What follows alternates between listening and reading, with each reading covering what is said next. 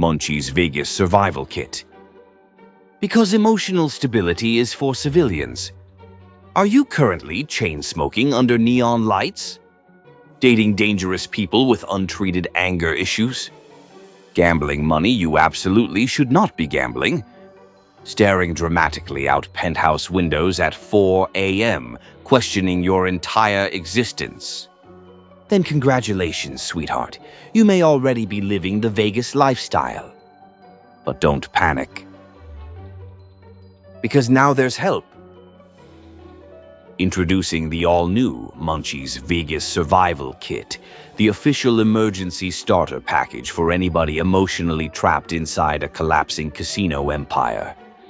For just 3 easy payments of bad decisions, you'll receive 1 carton of cigarettes, industrial-strength waterproof mascara, a complimentary fake alibi, 2 casino drink vouchers, 1 emotionally unavailable mobster boyfriend, and our patented desert awareness system.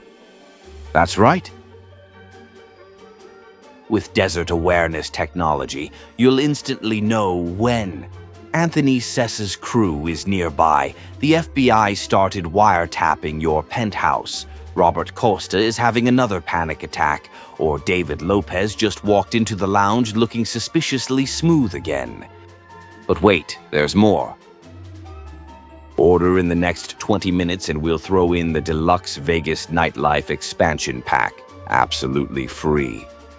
Including nightclub access until sunrise, prescription sunglasses for emotional damage, luxury penthouse anxiety, 3 fake friends named Vinny, and 1 complimentary therapist screaming, "You people need to leave Nevada."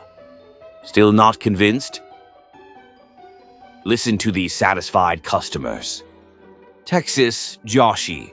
I smoked 6 packs a day and developed permanent trust issues. 5 stars. Robert Costa. I haven't slept since 1982. Vinny D. I thought we were gonna live forever, baby. Deborah Roberts. I should have moved to Nebraska. Munchie's Vegas Survival Kit, TM, is not responsible for federal indictments, desert-related disappearances, gambling addiction, nightclub violence, emotional collapse, organized crime, divorce, paranoia surveillance vans, broken penthouse furniture, or Anthony Sessa entering your life in any capacity whatsoever. Warning: side effects may include chronic nostalgia, emotional emptiness, irrational confidence, casino-induced insomnia, shouting, "The house always wins" during arguments, and developing mysterious opinions about old Vegas at inappropriate family gatherings.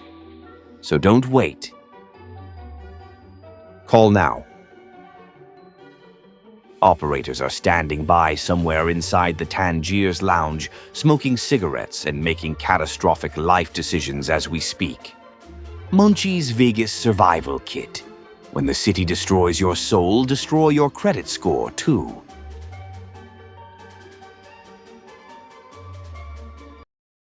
A Pizzaversi Studios production. A Palermo Productions original. Written by Bambi Palermo. Casino. The house always takes its cut. Back then, Vegas wasn't Disneyland for tourists and influencers. It was a gold mine for gangsters. The whole town ran on greed, fear, cigarettes, and cash. Mountains of cash. Every slot machine, every cocktail waitress, every crooked blackjack dealer, they were all part of the machine. And the machine never slept. The Tangiers Casino sat right in the middle of it all, like a glowing palace in the desert. People walked in dreaming about money and walked out divorced, broke, drunk, or buried somewhere off Route 15. But long before the FBI showed up, before the indictments, before the bodies started turning up in the desert, there was Frank Pecoraro. Frank ran the Tangiers like a military operation. Every card, every chip, every waitress, every parking stub, he knew where it went. The bosses back east loved him because Frank understood one thing better than anybody else. The casino wasn't the business. The skim was. Before the government touched a dollar, we already had our hands in it. Cash disappeared through count rooms, fake contracts, union pensions, delivery trucks, and casino markers. Everybody got fed. Politicians, judges, street crews, bookmakers, union guys, and the old men back east sitting in restaurants pretending they were retired. And for a while, it worked beautifully. The Tangiers became a money printing machine. But then Anthony Sessa came to town. Now Anthony was a different animal entirely. Frank believed in control. Anthony believed in fear. Frank built systems. Anthony broke people. If Frank was the brains of the operation, Anthony was the gasoline somebody threw on the fire. At first, everybody loved him. Cheaters disappeared. Degenerate gamblers paid their debts. Bookmakers stopped skimming. Low-level thieves vanished overnight. Nobody messed with the Tangiers once Anthony Sessa started walking the floor. But the problem with guys like Anthony is they never know when enough is enough. Vegas changes people. The city gives you too much money, too much attention, too much freedom. After a while, guys stop feeling human. They start thinking they're untouchable. That's when the trouble starts. And then there was Deborah Roberts. Jesus Christ. The second she walked into the Tangiers, every guy in the building stopped breathing for half a second. She had that old Vegas look, diamonds, blonde hair, cigarette smoke, danger, the kind of woman who could make smart men forget mathematics. Frank fell hard. Everybody warned him. He didn't care. That's the thing about powerful men. They always think they'll be the exception. They think somehow their story's going to end different than everybody else's. But Vegas don't work like that. Vegas eats everybody eventually. The hustlers, the bosses, the gamblers, the girls, even the winners. Especially the winners. And by the time we realized the whole thing was collapsing, it was already too late. The Tangiers wasn't just a casino, it was an ecosystem. A giant glowing organism run on greed, nicotine, desperation, and cash. Endless rivers of cash. Every minute somebody was getting rich, somebody was getting ruined, and somebody was quietly disappearing into the desert. That's what made Vegas work. The illusion. Tourists thought they came for excitement. The gamblers thought they came to win. The politicians claimed they came for conventions. Meanwhile, the real business happened in back rooms behind locked steel doors where nobody smiled and everybody carried guns. That's where the skim lived. Every morning, trucks brought in cash so heavy the counting machines overheated. The Tangiers made more money in a weekend than some countries made in a year. And before the government saw one penny of it, we already had envelopes heading back east. The bosses loved me because I understood discipline. No mistakes, no freeloaders, no unnecessary attention. Everything had structure. Every dealer had rules. Every pit boss had orders. Every waitress knew where she was supposed to stand. You let one thing slip in Vegas and suddenly the whole machine starts wobbling. That's why Anthony Sessa scared me. See, Anthony didn't care about systems. He cared about dominance. He loved walking through the Tangiers like a king entering conquered territory. Guys moved out of his way before he even looked at them. And honestly, most of the time that helped us. Cheaters disappeared. Degenerate gamblers paid their debts. Bookmakers stopped skimming. Nobody wanted problems once Anthony started making examples out of people. The problem was Anthony never knew when to stop. That's the thing about violent guys. Violence becomes addictive. Eventually, they stop doing it for business and start doing it because they enjoy hearing bones crack. And Vegas encourages that kind of sickness. The city gives dangerous people exactly what they want: money, attention, women, power, and the illusion they'll never face consequences. That illusion destroys everybody eventually, especially the smart ones. Meanwhile, the Tangiers kept growing bigger every month. Celebrities walked through the front doors every night. Politicians drank free whiskey upstairs, pretending they didn't know who owned the place. Showgirls married gamblers. Gamblers divorced cocktail waitresses. Pimps rubbed elbows with judges. Nobody cared. As long as the lights stayed on. And then there was Deborah Roberts. Jesus Christ. The second Deborah walked into a room, people stopped hearing themselves think. She had that old Vegas aura around her. Diamonds, perfume, cigarette smoke, trouble. The kind of woman who made men gamble more money than they had just to keep her attention another 10 minutes. And she knew exactly what she was doing. That was the dangerous part. Everybody warned me. Texas Joshie warned me. Robert Costa warned me. Even Tommy Stiggs looked at me like, "Kid, don't be stupid." But Vegas makes people arrogant. After a while, you survive so much, you start believing you're untouchable. You think somehow the rules don't apply to you anymore. That's exactly when the city starts digging your grave. And while the tourists kept smiling downstairs, while the slot machines kept ringing, while Frank Sinatra played through the speakers, our whole empire was already beginning to rot from the inside out. We just didn't know it yet. If I'm being honest, Anthony Sessa was probably doomed before he ever got to Vegas. Some guys are born with bad wiring. Anthony grew up loving chaos. Not money chaos. Money was just the scoreboard. What he really enjoyed was control, fear, watching rooms go quiet when he walked in. And in Vegas, that kind of personality becomes radioactive.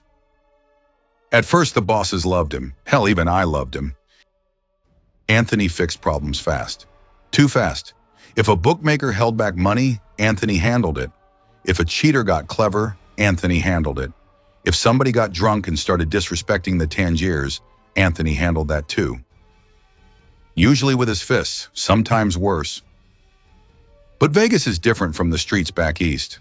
Back home, violence disappeared into neighborhoods where nobody talked. Vegas was public, loud, flashy. Every tourist had a camera. Every casino had surveillance. Every federal agent in Nevada was waiting for somebody dumb enough to make headlines. Anthony didn't care. That was the problem. He loved attention almost as much as he loved violence. The newspapers started writing stories about him. The FBI started following him. Casino executives started whispering. Meanwhile, Anthony just kept getting louder. The Tangiers became his playground. Every night he walked through the casino floor surrounded by wannabes and low-level tough guys trying to imitate him. They dressed like him, talked like him, laughed too loud like him. Half of them looked ridiculous. Anthony loved every second of it. He'd stand near the craps tables smoking cigarettes, insulting gamblers, humiliating dealers, threatening bookmakers right there on the floor where tourists could see everything. And the sick part, people loved watching him. That's Vegas. The city turns dangerous people into celebrities. Anthony understood something before the rest of us did. People don't just want to gamble, they want to stand near danger without getting burned. That's why they watched him. That's why they laughed. That's why eventually the whole city started talking about Anthony Sessa like he was some kind of folk hero. But behind the scenes, the bosses were getting nervous. Tommy Stiggs especially. See, Tommy came from the old school. Quiet money, quiet violence, quiet funerals. Guys like Tommy survived because they understood one simple rule. The louder you become, the shorter your lifespan gets. Anthony never learned that lesson. Or maybe he just didn't care. The FBI started building files on everybody around him. Texas Joshie, Robert Costa, Code, Nunzio. Even stupid guys like Vinny D started showing up in reports because Anthony couldn't stop attracting attention. And the more heat came down, the crazier Anthony got. That's the thing nobody tells you about power. Power don't calm people down. It reveals who they really are. And Anthony Sessa? Anthony was a guy who loved being feared more than he loved being alive. Then Deborah Roberts entered the picture. Jesus Christ. That made everything worse. Anthony became obsessed with appearances. Expensive suits, jewelry, nightclubs, girls hanging off his arm while photographers snapped pictures outside casinos. Meanwhile, I'm trying to run an empire, and Anthony's out there behaving like a movie star with anger issues. But deep down, I think Anthony knew the truth before any of us did. Vegas wasn't built to last. Not our version of it. The corporations were coming. The federal government was coming. The old bosses were aging out. The whole era was dying right in front of us. And Anthony decided if the ship was sinking anyway, he was going to party while it drowned. There's women you date. There's women you marry. And then there's women like Deborah Roberts. Women who walk into your life like a hurricane and leave you standing in the wreckage wondering what the hell happened. The first time I saw Deborah Roberts, I already knew she was dangerous. Problem was, in Vegas, danger looks glamorous. That city can dress poison up in diamonds so beautifully you actually thank it while it kills you. Deborah came from old Vegas. Not the corporate version. Not the family-friendly version. I'm talking about the real Vegas. Cocktail lounges. High rollers. Mob-connected nightclubs.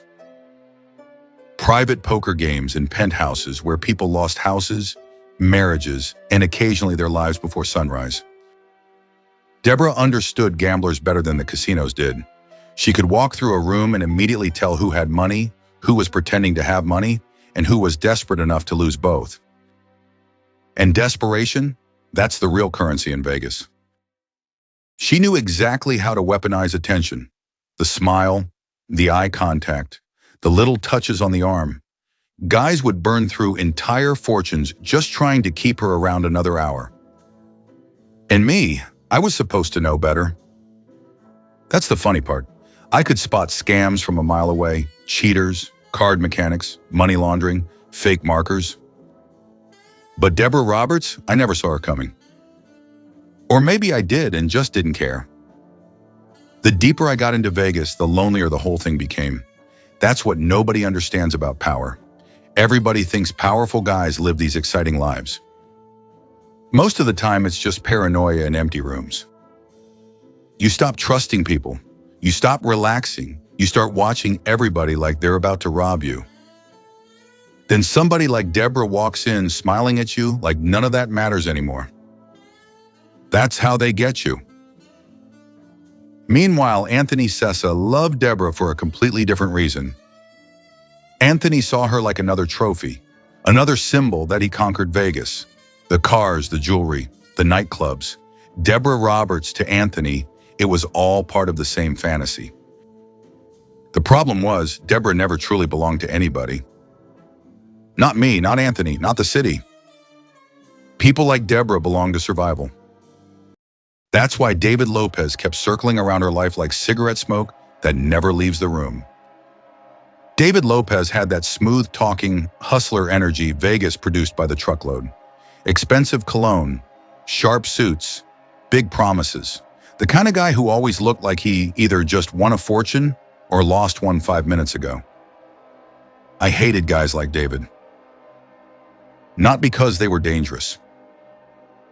Because they were slippery. You couldn't pin them down. They survived by adapting, by talking, by charming people just long enough to stay alive another night. But Deborah understood David in ways I never could, because they came from the same world. They both learned early that survival sometimes mattered more than honesty. I offered Deborah stability. David Lopez offered her excitement. And excitement always wins in Vegas.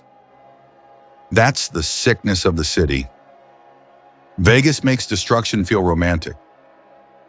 You could have a penthouse overlooking the strip, millions in the bank, diamonds, power, influence, and still feel empty enough to throw it all away, chasing chaos. That's exactly what started happening to us. The fights got louder, the drinking got worse, the jealousy turned poisonous. Every night felt like somebody was seconds away from pulling a gun. And outside, the city kept glowing. Tourists still smiled for photographs. Celebrities still partied upstairs. Slot machines still screamed 24 hours a day. Nobody noticed the empire cracking underneath the lights. But I noticed. And deep down, I think Deborah noticed too. Every empire starts the same way, quiet. Nobody notices you at first. You make money carefully. You stay disciplined. You don't attract attention. The bosses back east stay happy. The politicians get paid. And the cops pretend not to see anything. That's how smart operations survive. But Vegas makes people greedy. And greed makes people loud. By the early 80s, the Tangiers was making so much money it practically became its own country. Every weekend, the casino floor looked like the center of the universe. Celebrities, athletes, politicians, nightclub girls, bookmakers, tourists carrying retirement money in paper envelopes. Everybody wanted in. And the more money rolled in, the crazier Anthony Sessa became. Anthony started acting less like a businessman and more like the mayor of Las Vegas. Everywhere he went, there were hangers-on surrounding him. Code, Nunzio, Vinny D, street guys trying to imitate his swagger.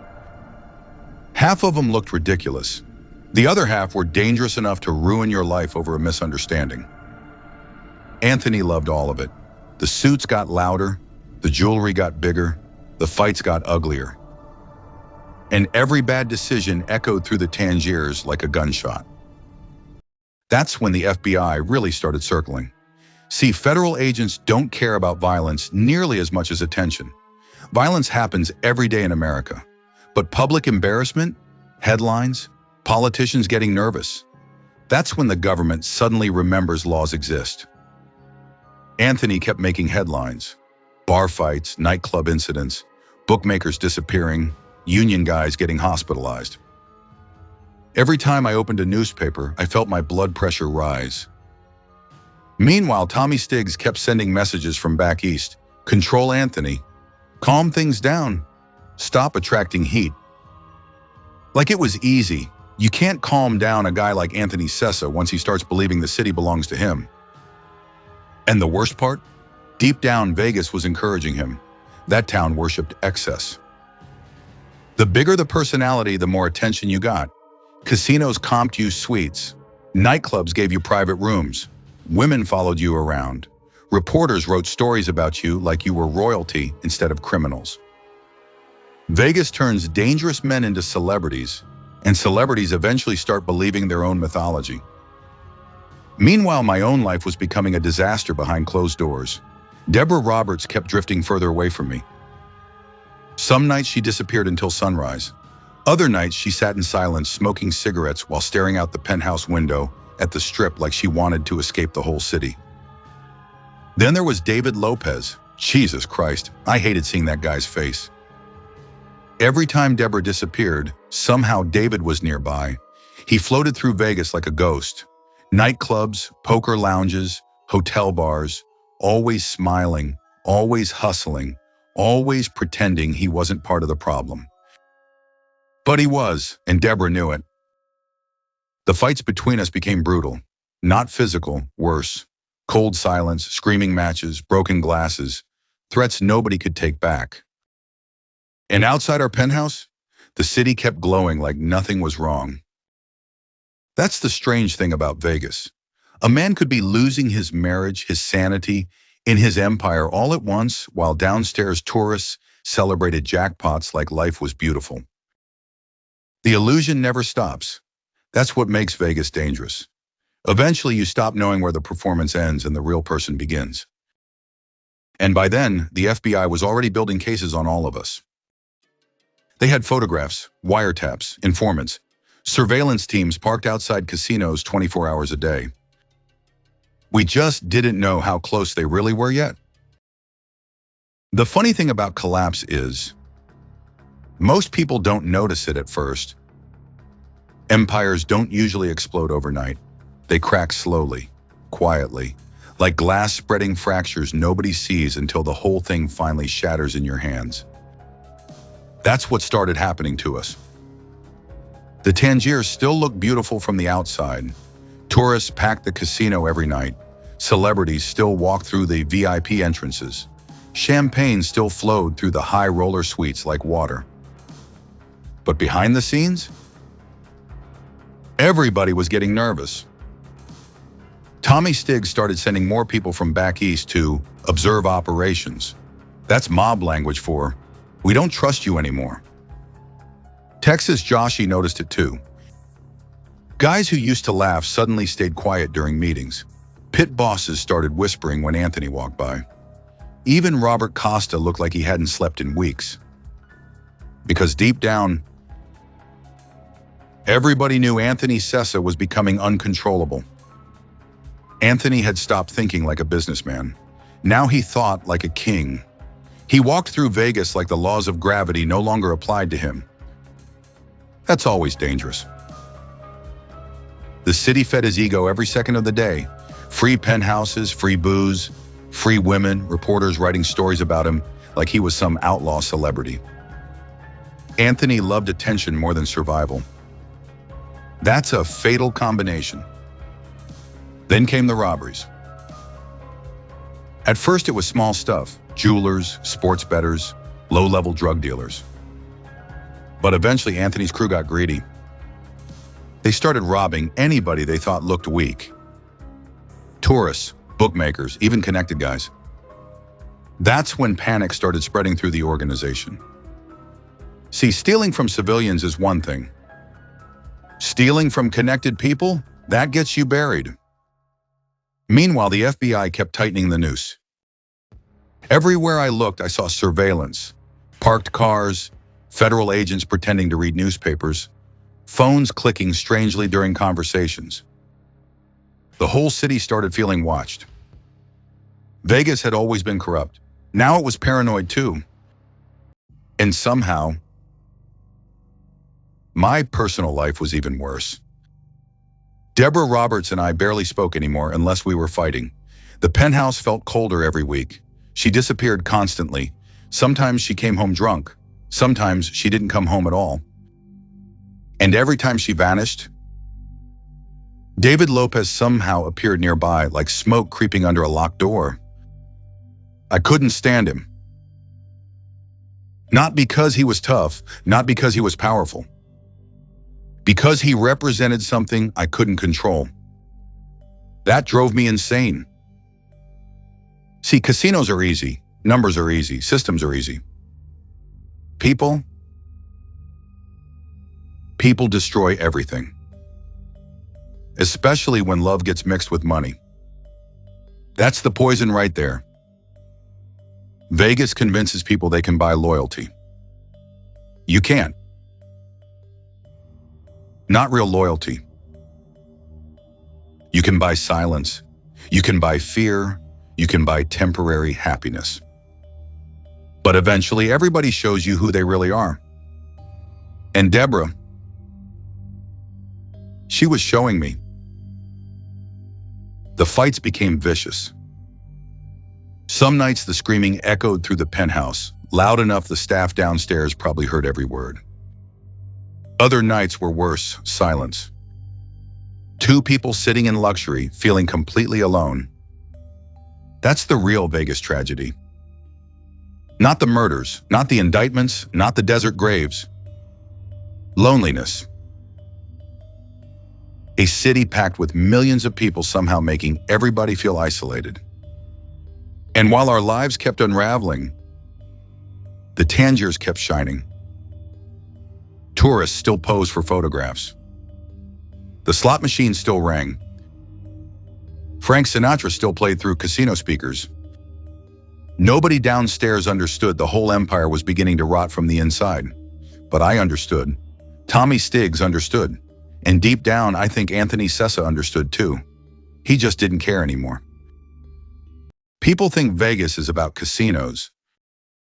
It ain't. Vegas is about the desert. That's the real city. The casinos, the lights, the fountains, the celebrities, that's all theater. The desert is the truth. Endless, empty space where secrets disappear forever. And by the time Anthony Sessa really lost control, the desert started getting crowded. At first, it was small things. A bookmaker goes missing. A thief disappears after a robbery. Some loudmouth nightclub guy suddenly stops answering phones. Nobody asked questions. That was the culture back then. You minded your business if you wanted to keep breathing. But Anthony started enjoying it too much. That's what scared everybody. There's a difference between violence for business and violence for entertainment. Old school guys understood that.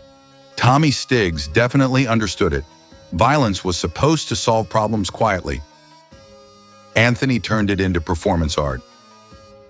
Guys started getting beaten in public, threatened in restaurants, dragged out of casinos in front of tourists. And every single time it happened, more heat came down on us. Meanwhile, the FBI kept building their little puzzle piece by piece. Photographs, wiretaps, surveillance reports. Half the city was probably under investigation by then.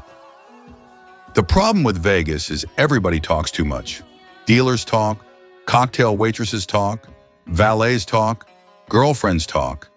Eventually, somebody always gets scared or greedy enough to cooperate. That's how empires die.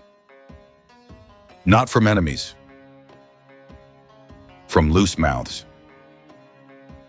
Even stupid little guys around Anthony started acting reckless. Code running around like a celebrity. Nunzio threatening people in broad daylight. Vinny D getting drunk in clubs talking about business loud enough for civilians to hear.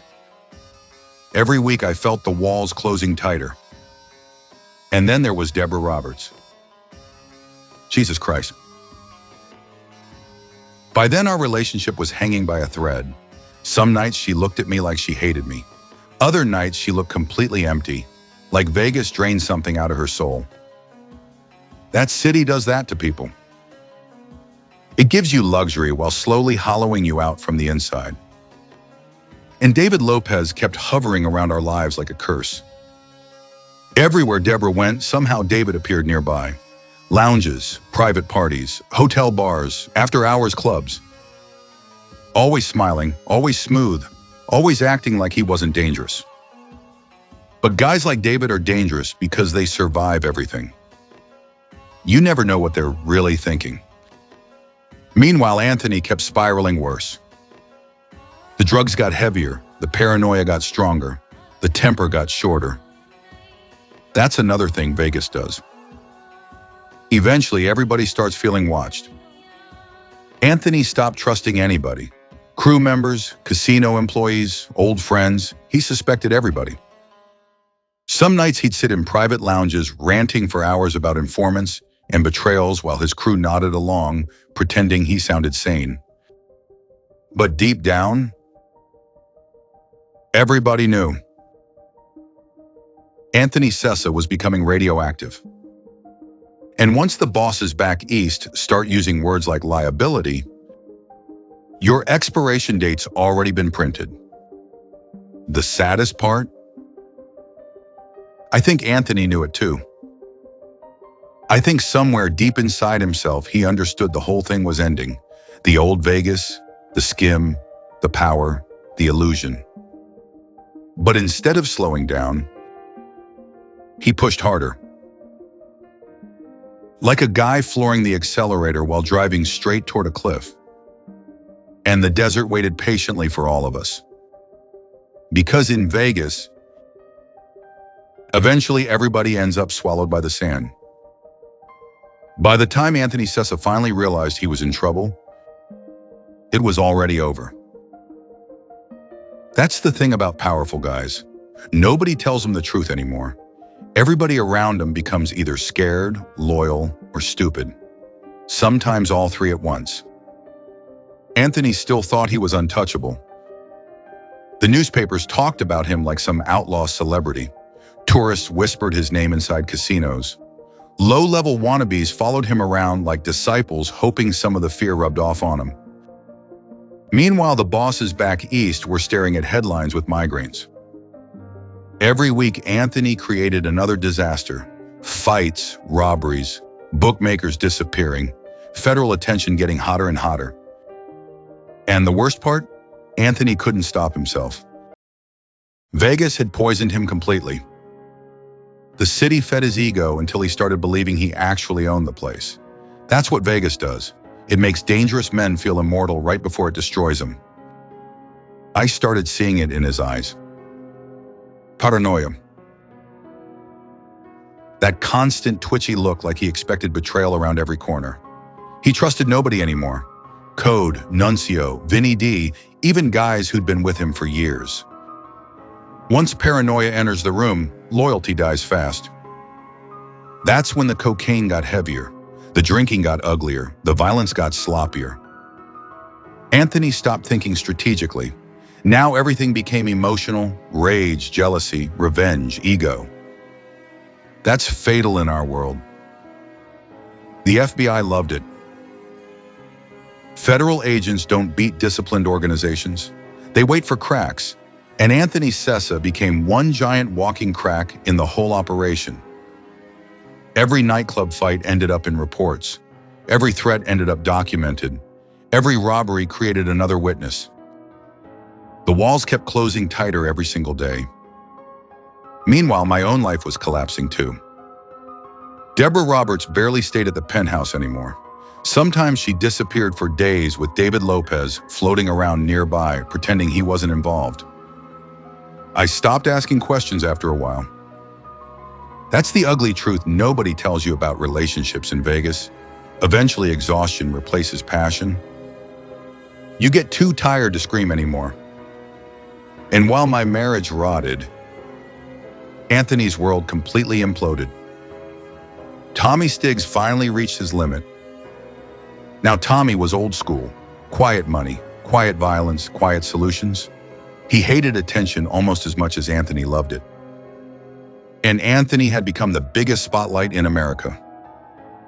The bosses didn't even see him as an asset anymore. They saw him as exposure. That's the worst thing you can become in organized crime. Expensive. By then, everybody around Anthony felt the fear. Conversations stopped when he entered rooms. Crew members started distancing themselves. Even the hangers-on disappeared once they realized the party was ending. That's another Vegas rule. Nobody stands near a losing table for long. But Anthony kept acting invincible right up to the end. Expensive suits, champagne, nightclubs, big entrances, loud laughter. Like somehow confidence alone could stop what was coming. It couldn't. Nothing stops the end once the bosses decide the heat's too dangerous. And deep down, I think Anthony finally understood it. That's why he got even crazier. Because once a guy realizes the empire's collapsing around him, he usually does one of two things. He disappears quietly, or he burns everything down on the way out. Anthony Sessa was never the quiet type. By the end, Vegas didn't even feel real anymore. The lights still worked, the slot machines still rang, tourists still walked through the Tangiers smiling with drinks in their hands, pretending they were living in paradise. But behind the scenes, everybody was terrified. That's the funny thing about empires collapsing. The public almost never notices at first. From the outside, everything still looks glamorous, while inside, people are panicking like rats trapped in a burning building. And our building was burning fast. The FBI had informants everywhere by then. Cocktail waitresses, casino employees, low-level bookmakers, guys trying to save themselves before the indictments hit. Every conversation started feeling dangerous. People lowered their voices in restaurants. Meetings moved constantly. Nobody trusted telephones anymore. Even elevators started feeling suspicious. Anthony Sessa completely unraveled. The paranoia finally swallowed him whole. He stopped sleeping, started carrying guns everywhere, started accusing people of betrayal over nothing. One night he nearly beat a guy half to death just for looking nervous during dinner. That's how bad it got. The worst part, nobody even defended the guy. Everybody was scared of Anthony by then. Not respected, scared. There's a huge difference. Respect builds empires, fear destroys them. Tommy Stiggs understood that better than anybody. The old bosses always knew violence had limits. You use it carefully or eventually it starts attracting attention you can't control. Anthony never understood limits. Vegas rewarded his worst instincts until there was almost nothing human left inside him besides rage and ego. And while Anthony spiraled, my own life completely fell apart. Deborah Roberts barely came home anymore. Some nights I sat alone in that giant penthouse staring at the Strip, wondering how a city so bright could feel so empty. Then David Lopez would appear again somewhere nearby. Casino lounges, high roller parties, hotel bars. Always smooth, always calm, always hanging around the edges of my life like a shadow I couldn't shake. I hated him more every day. Not because Deborah loved him, because he reminded me of something I couldn't buy, freedom. David Lopez didn't belong to anybody, not the bosses, not the casino, not Vegas itself. Guys like him survived because they never fully attached themselves to anything long enough to drown with it. Meanwhile, I was chained to the whole collapsing empire. And the empire was dying. The corporations started moving in around that time too. Clean suits, boardroom executives, billion-dollar hotel companies pretending they were legitimate while secretly learning every trick the mob invented first. That's the biggest joke about Vegas.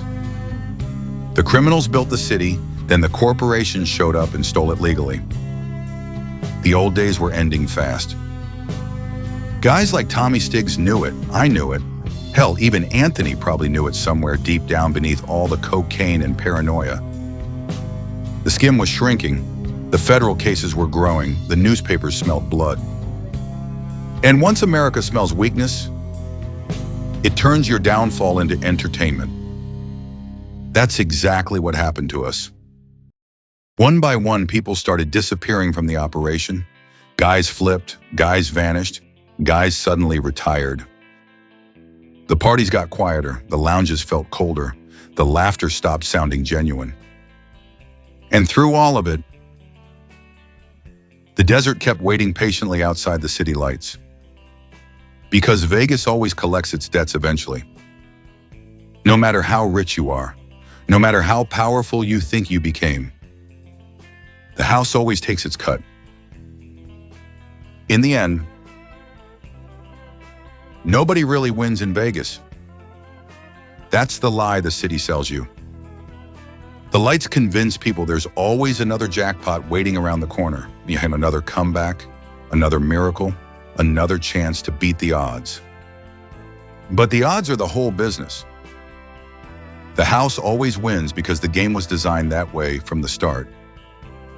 And eventually, Vegas collects from everybody. Anthony Sessa was the first domino to finally fall. By then, he barely even looked human anymore. The expensive suits were wrinkled. The nonstop confidence started cracking. The paranoia swallowed whatever was left of his judgment. Everywhere he looked, he saw betrayal. And honestly, for once, he wasn't wrong. The bosses back east were finished with him. Tommy Stiggs understood something Anthony never did. Attention is poison. And Anthony had become the most famous gangster in Vegas. Newspaper headlines, FBI surveillance, tourists whispering his name inside casinos like he was some kind of celebrity attraction. That kind of heat destroys entire organizations. Anthony still thought fear could save him. It couldn't. Fear works on civilians. Fear works on weak people. Fear works in bars and nightclubs and dark alleys. It does not work when the men above you decide your expiration date already arrived. Meanwhile, the Tangiers itself started changing. Corporate executives walked through the casino pretending they invented Vegas. Clean-cut businessmen in $1,000 suits replacing old street guys who built the city one bribe at a time. That's America for you. The mob risks prison building the empire, then corporations show up with lawyers and take credit for everything. The old Vegas disappeared slowly. The lounges got cleaner, the dealers got younger, the cameras got better, the bosses stopped eating in public. Everything became colder. Safer. More fake. And somewhere in the middle of all that, I lost Deborah Roberts completely. By then, she looked exhausted. Vegas drained the life out of her the same way it drained all of us. The partying stopped looking glamorous. The penthouses stopped feeling luxurious. The whole city started feeling like one giant casino floor where everybody secretly hated each other. David Lopez disappeared in and out of her life until eventually even I stopped caring enough to fight about it. That's the final stage of collapse, exhaustion. You get too tired to stay angry. And while my marriage died quietly, the empire died loudly. Federal indictments hit like bombs. Guys started cooperating. Informants appeared everywhere. Phones got disconnected. Meetings stopped happening. Everybody suddenly became very interested in saving themselves. Funny how loyalty works when prison enters the conversation. The Tangiers kept operating through all of it. Slot machines still ringing, tourists still gambling, waitresses still carrying drinks through cigarette smoke like nothing changed. That's Vegas. The city never stops moving long enough to mourn anybody. Not the gangsters, not the gamblers, not the dreamers. Nobody. And eventually even Anthony Sessa disappeared into the desert like all the others before him. That's where Vegas sends its ghosts. The desert, endless sand swallowing men who once thought they owned the world. And me, I survived. That's the strangest part of all this. After everything, the violence, the greed, the betrayals, the FBI, the money, the bodies, I survived long enough to watch the city erase us. Now the corporations run everything. Families bring their kids to Vegas. Tourists take selfies where old wise guys used to skim millions in cash. Nobody remembers the real city anymore. But I remember. Sometimes late at night I still hear the old sounds. Slot machines, dice tables, Anthony laughing somewhere in the distance, Deborah smoking by the window, Texas Joshy yelling in the count room, and Robert Costa sweating through another panic attack. Ghosts. That's all Vegas really is now, a city built on ghosts. And somewhere underneath all the neon and luxury, the desert's still waiting patiently for the next generation to think they can beat the house. They can't. Nobody ever does. A couple years after everything collapsed, I went back to Vegas. Yeah, I know, stupid move. But when a city gets into your blood, it never really leaves. Vegas sticks to people like cigarette smoke trapped inside old suits. The Strip looked different. Cleaner. Brighter. Corporate. The old cocktail lounges were gone. Half the pit bosses didn't even know who originally built the casinos they worked inside. Tourists walked around wearing sneakers and taking family photos where guys used to disappear for insulting the wrong bookmaker. The whole city felt sanitized. Like somebody scrubbed the fingerprints off history. I walked through the Tangiers one last time. Only now it wasn't really the Tangiers anymore. Different name, different owners, different rules. But underneath all the renovations, I could still feel it. The ghosts. You spend enough years inside casinos, you start sensing things. The desperation, the greed, the loneliness hidden underneath all the excitement. That never changes. I walked past the blackjack tables and remembered Anthony Sessa laughing while terrifying half the room. I walked past the lounge where Deborah Roberts used to sit smoking cigarettes like she owned the city. I even passed an old sportsbook counter where Texas Joshie once screamed at a gambler for trying to cash fake tickets. For a second, it almost felt alive again. Then some 20-year-old corporate manager walked by talking about brand synergy and ruined the whole mood. Jesus Christ. That's what Vegas became. A theme park pretending the old days never existed. The funny part? The corporations eventually became greedier than we ever were. At least we admitted what we were. We never pretended to be saints. The new guys wear clean suits and smile for shareholders while vacuuming money out of people's pockets just as fast as we did. Only difference is now it's legal. That's America.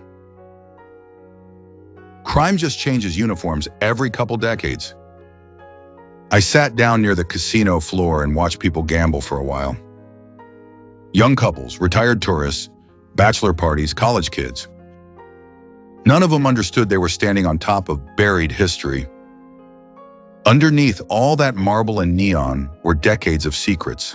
The skim, the violence, the betrayals, the bodies in the desert, the men who vanished, the women who self-destructed, the fortunes built overnight and lost even faster. Vegas wasn't built by corporations. It was built by flawed people chasing impossible dreams. That's why the city still fascinates people. Deep down, everybody wants to believe they can beat the odds. That somehow they'll walk into the casino different than everybody else. Smarter, luckier, untouchable. That illusion built the entire city. And eventually destroys everybody who believes it. Before I left, I stood outside the casino one last time, watching the neon lights flicker against the desert sky. For a second, I could almost hear the old voices again. Anthony laughing, Deborah whispering, Robert Costa panicking, Tommy Stiggs warning everybody the heat was coming. Ghosts. Vegas is full of ghosts. And maybe that's why people keep coming back. There's one thing people never understand about Vegas. The city never really sleeps. At 3 a.m, when the tourists finally pass out drunk in hotel rooms and the casino floor gets quieter, that's when the real business starts. That's when the serious people come out. The bosses, the bookmakers, the fixers, the politicians pretending they were never there. One night around 1982, Tommy Stiggs called a private meeting upstairs at the Tangiers after closing hours. No drinks, no girls, no music. That's how you knew it was serious. The entire casino felt different that night. Even the dealers downstairs looked nervous. Word travels fast in places like Vegas. People sense tension before anybody says a word. When I walked into the suite, everybody was already there. Texas Joshie, Robert Costa, Code, Nuncio, Vinny D. And Anthony Sessa sitting near the window smoking cigarettes like he owned the building. Tommy Stiggs stood quietly near the bar looking out over the strip. That man had a way of making silence feel dangerous. Nobody spoke for almost a full minute. Finally, Tommy turned around. And Jesus Christ. The look on his face told me everything. We were in trouble. Not regular trouble. End of an era trouble. Tommy started talking calmly, which somehow made everything worse. That's old school guys for you. The quieter they talk, the more terrified you should become. He started listing problems. FBI surveillance, newspaper stories, bookmakers complaining, politicians getting nervous, heat coming down from Washington. Every sentence felt heavier than the last. Then Tommy looked directly at Anthony, and the room went dead silent. Anthony tried acting relaxed, tried smiling, tried pretending he didn't care. But for the first time since I'd known him, I saw fear in his eyes. Real fear. Tommy didn't yell, didn't threaten him, didn't slam his fist on the table. That ain't how old school bosses operate. Tommy simply explained that Vegas was changing. The city was becoming too visible, too corporate, too political. Guys like Anthony couldn't keep behaving like street kings inside a city now crawling with federal agents and reporters. Anthony nodded like he understood. But deep down, he didn't. Guys like Anthony never really believe consequences apply to them until it's already too late. The meeting lasted maybe 45 minutes. But by the end of it, everybody in that room knew something important. The old Vegas was dying. The skim was shrinking. The heat was rising. The bosses were getting nervous. And nervous bosses are the most dangerous people on earth. When the meeting finally ended, nobody celebrated. Nobody joked around. Everybody walked out quietly like they were leaving a funeral. Anthony stayed behind near the window, staring at the strip. The neon lights reflected off the glass while cigarette smoke curled around him like fog. I remember standing beside him for a minute without speaking. Finally, Anthony laughed softly. Not a happy laugh. The kind of laugh people make when they already know the ending. Then he looked at me and said, "Frank, you ever get the feeling this whole city's cursed?" At the time, I laughed it off. But years later, sitting alone remembering all the bodies, betrayals, funerals, addictions, broken marriages, indictments, and ghosts, I think Anthony might have been the smartest he ever sounded that night. Out of everybody connected to the Tangiers, David Lopez was the hardest guy to figure out. That bothered me. See, most people in Vegas were predictable. Gamblers chased luck, hustlers chased money, mob guys chased power. Everybody wanted something obvious. David moved different. He floated through the city like smoke. One night he'd be sitting in a high roller lounge wearing a $1,000 suit, drinking expensive whiskey with celebrities. The next night he'd disappear into some grimy after hours club downtown talking to bookmakers and drug dealers until sunrise. And somehow he fit into both worlds perfectly. That's dangerous. Guys like David survive because they adapt faster than everybody else. They never fully belong anywhere, which means they're never trapped when things collapse. I hated that about him, not because he intimidated me, because deep down I envied him. David Lopez didn't answer to bosses, didn't care about hierarchy, didn't worship the casino. Meanwhile, my entire life revolved around protecting an empire that was already rotting from the inside. David saw Vegas differently. To him, the city wasn't about power, it was about escape. That's why Deborah Roberts kept drifting back toward him, no matter how hard I tried pulling her away. Deborah understood something about David I refused to accept. He was free, not morally, not spiritually, but strategically. He could disappear tomorrow if he wanted to. Guys like me couldn't. I was chained to the Tangiers, to the skim, to the bosses, to the illusion. David Lopez could walk away from the whole city carrying nothing but a suitcase and a grin. That terrified me. The worst part? David never openly challenged me, never threatened me, never acted disrespectful, never raised his voice. That somehow made him more dangerous. He'd sit across from me smiling calmly, while I silently imagined smashing a whiskey glass across his face. And I think he knew it too. That's the funny thing about Vegas relationships. Nobody tells the truth directly. Everything becomes psychological warfare. Side glances, late-night disappearances, passive-aggressive conversations in casino lounges at 3 a.m. Everybody's performing all the time. One night I saw David and Deborah together downstairs near the lounge after closing hours. Nothing dramatic, no screaming, no fighting, no obvious betrayal. Honestly, that almost made it worse. They were laughing quietly like two people who actually understood each other. Meanwhile, I stood 20 feet away, realizing I'd spent years building an empire while slowly becoming emotionally invisible to my own wife. That's Vegas for you. You can own casinos and still lose the only things that matter. David looked over and spotted me watching. And instead of panicking, he nodded politely, like a gentleman. Jesus Christ, I wanted to kill him for that. But that was David Lopez's real talent: calmness. While everybody else in Vegas spiraled, Anthony losing his mind, Deborah falling apart, the FBI circling, the bosses panicking, David somehow stayed smooth through all of it. Maybe because he never believed in the illusion to begin with. That's the secret. Vegas only destroys people who fall in love with the fantasy. And David Lopez? He always understood the city was temporary. The rest of us learned too late.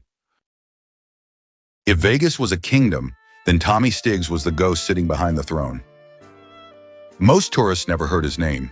Most reporters barely knew he existed. That's exactly how Tommy wanted it.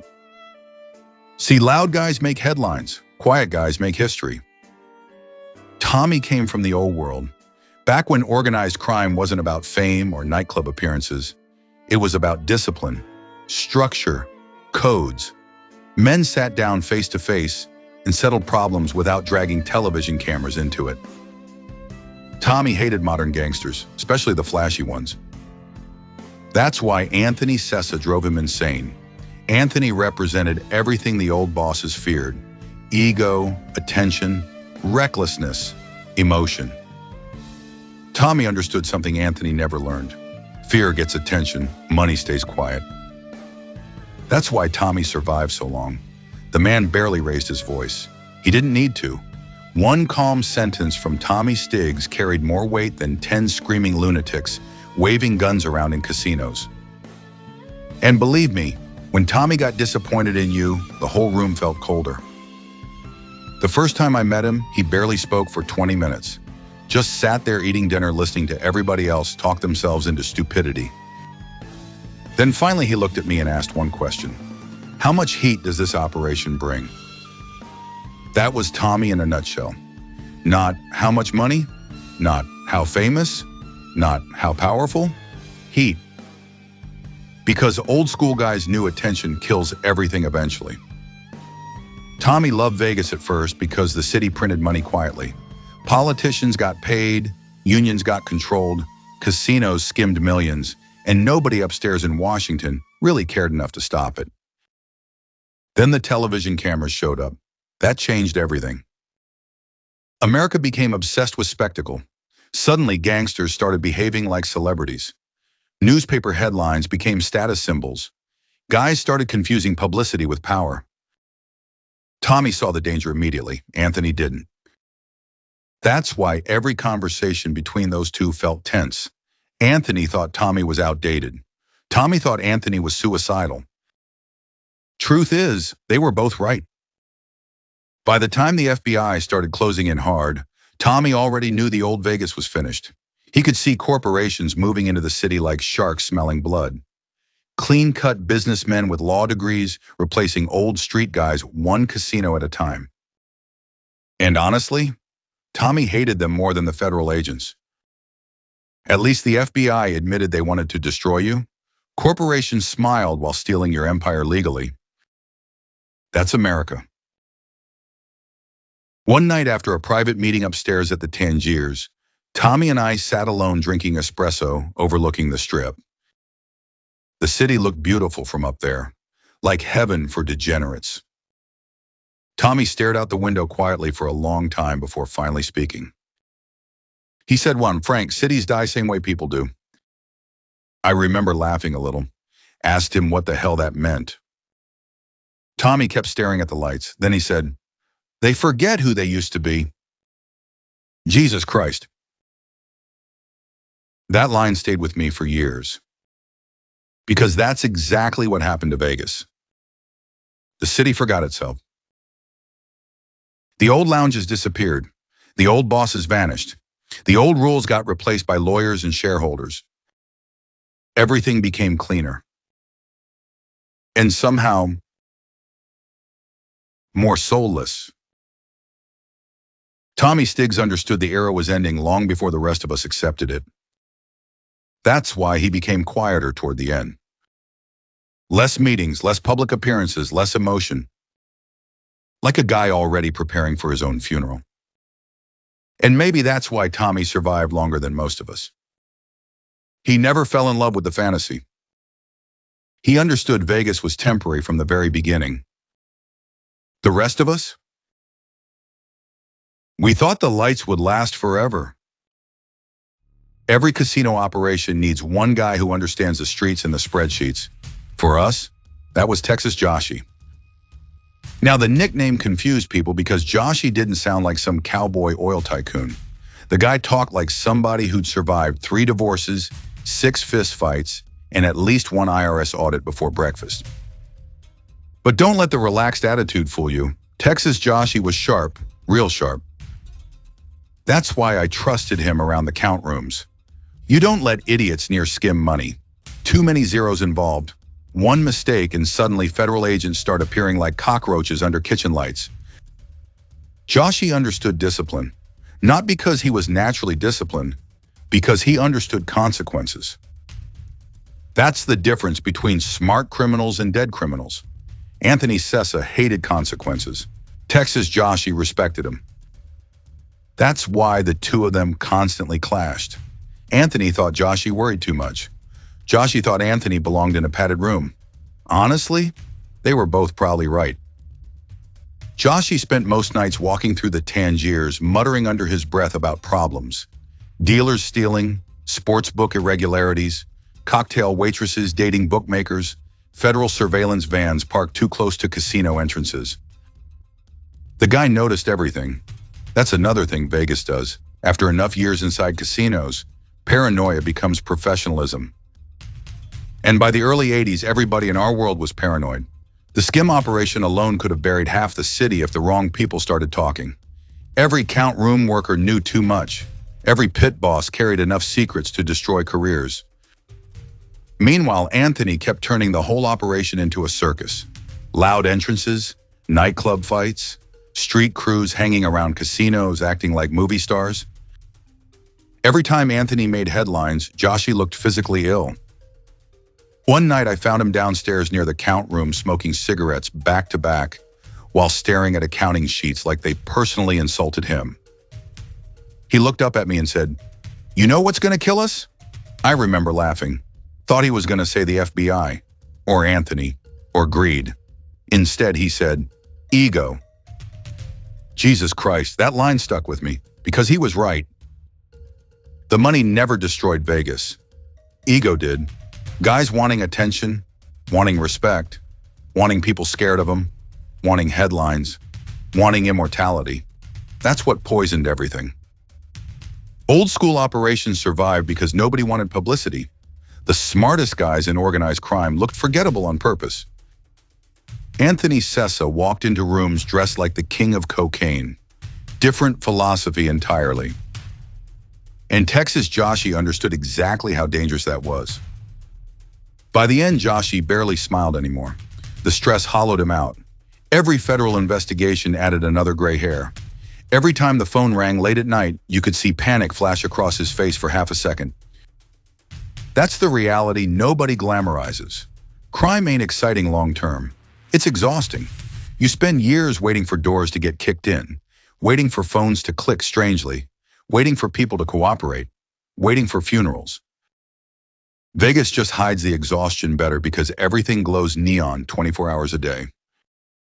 One night near the end, Joshy and I stood outside behind the Tangiers, watching the desert wind blow dust across the parking lot. The casino lights reflected against the sand like the whole city was floating in darkness. Joshy lit another cigarette and quietly said, "You ever notice Vegas looks prettiest right before sunrise?" I asked him why. He shrugged, then said, "Because for a couple minutes, it almost feels honest." That might have been the smartest thing anybody ever said about Vegas. Every dangerous guy eventually attracts somebody even crazier standing right behind him. For Anthony Sessa, that guy was Nunzio. Now, Nunzio wasn't polished like Anthony, didn't wear $1,000 suits, didn't walk into casinos looking like a celebrity gangster from magazine covers. Nunzio looked exactly like what he was, a street guy. Cold eyes, quick temper, permanent chip on his shoulder.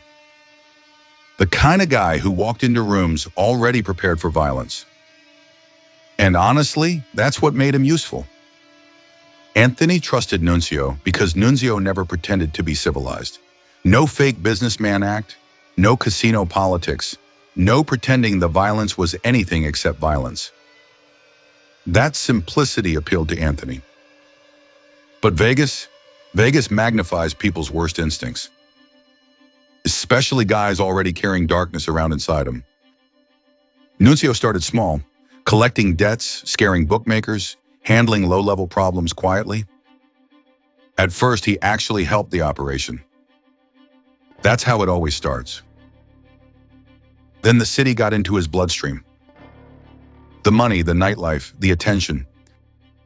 Suddenly, Nunzio started acting bigger than he was, hanging around clubs with Anthony's crew, flashing cash around tourists, walking through casinos like he owned pieces of the building. And once guys start feeling important in Vegas, bad things happen. That's because Vegas rewards ego immediately. The city practically trains people to become caricatures of themselves. Anthony became louder, Deborah became colder, Robert Costa became more paranoid. Nunzio became meaner. That's the best way to describe it. Not tougher, meaner. He started enjoying intimidation too much. Little confrontations, humiliating people publicly, scaring civilians for entertainment. Anthony laughed at most of it. Tommy Stiggs absolutely did not. See, old school bosses hated unnecessary cruelty. Violence was supposed to have purpose. You hurt people to protect business, not because you were bored on a Tuesday night. Nunzio never understood that distinction. One night at a nightclub near the Strip, Nunzio got into an argument with some loudmouth tourist who didn't recognize him. Should have been nothing. A normal guy walks away. Not Nunzio. By the end of the night, the tourist ended up hospitalized. Security cameras caught half the incident, and suddenly the FBI had another reason to start sniffing around our operation. Anthony defended him, of course. That's what Anthony always did. Protected chaos until the chaos became impossible to control. Meanwhile, guys like Texas Joshi and Robert Costa looked ready to jump off rooftops from stress. Because every incident mattered now. Every fight, every headline, every witness. The walls kept closing tighter. And still, Anthony's crew kept acting invincible. That's another Vegas sickness. The city makes reckless people feel untouchable right before disaster hits. You survive long enough, eventually you stop believing consequences exist at all. Nunzio definitely reached that point. Toward the end, he started carrying himself differently, more aggressive, more suspicious, constantly looking over his shoulder like he already sensed the empire collapsing. Maybe he did. That's the funny part about criminals. Deep down, most of them know exactly how their stories end. They just keep moving anyway. One night after closing time, I saw Nunzio sitting alone near the sports book smoking cigarettes in complete silence. No crew, no Anthony, no loud jokes. Just him staring at the empty casino floor. Honestly, for the first time he looked tired. Not physically. Spiritually. Like the city finally caught up to him. As I walked past, he looked over and quietly asked me, "Frank, you think people like us were always doomed?" Jesus Christ. Questions like that sound different at 4 a.m. inside empty casinos. I remember looking out across the Tangiers before answering. Then I told him the truth. Yeah, And deep down, I think he already knew. Code was one of those guys Vegas creates by accident. Not a boss, not a mastermind, not even particularly intimidating. But somehow he always ended up near powerful people. That's a skill in itself. Vegas is full of guys like Code, fast talkers, survivors, human chameleons who adapt to whatever room they're standing in. One minute they're joking with cocktail waitresses, the next minute they're sitting in private lounges pretending they belong in conversations way above their pay grade. And sometimes, those guys become dangerous without even realizing it. Code loved being around Anthony Sessa because Anthony made everybody around him feel larger than life. Standing next to Anthony was like standing near a bonfire, exciting until your clothes catch fire too. The problem was Code started believing the image. That happens a lot in Vegas. People spend enough time around power, and eventually they confuse proximity with importance. Suddenly, Code starts dressing louder, talking louder, walking through casinos acting like the Tangiers belongs to him personally. Meanwhile, the FBI's outside building conspiracy charts with everybody's face on them. Beautiful strategy. I remember Robert Costa practically having nervous breakdowns every time Code opened his mouth in public. Because Code loved talking, not intentionally reckless talking, worse, performing. That's what Vegas does to weak-minded people. The city turns life into theater. Everybody starts narrating themselves like they're characters in some giant movie nobody can stop filming. Code especially fell into that trap.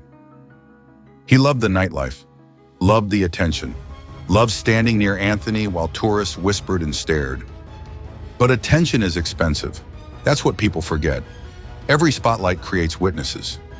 Old school guys understood invisibility was survival. Blend in, stay forgettable, make money quietly. Vegas changed the rules. Now everybody wanted to look important. Code definitely wanted to look important. And the more heat came down on the Tangiers, the more nervous guys like Code became. Nervous people talk more, they drink more, they start trying too hard to prove loyalty. That's dangerous. One night at an after-hours lounge, Code got drunk and started rambling loudly about casino business in front of civilians who absolutely should not have been hearing any of it. Texas Joshy nearly had a stroke. Robert Costa looked like he wanted federal witness protection immediately. Anthony laughed. That's why everything eventually collapsed. Nobody took the danger seriously until it was already sitting at the table with us. Meanwhile, Code kept drifting deeper into the Vegas illusion. The suits, the clubs, the fake importance, the fantasy of invincibility. The city practically swallowed him whole. That's another tragedy people don't talk about enough. Vegas doesn't just destroy the powerful guys. It destroys the orbit too. Everybody standing nearby eventually gets pulled into the same gravity. Crew members, managers, girlfriends, friends of friends. Nobody escapes untouched. Toward the end, Code started looking exhausted all the time. The partying stopped looking fun. The paranoia started creeping in. Every strange car outside casinos suddenly looked suspicious. That's when reality finally arrives. Usually too late. One night after closing, I found Code sitting alone near the empty sports book, staring at static flickering across old television screens. He looked over at me and quietly said, "You ever think maybe none of us were built for this much money?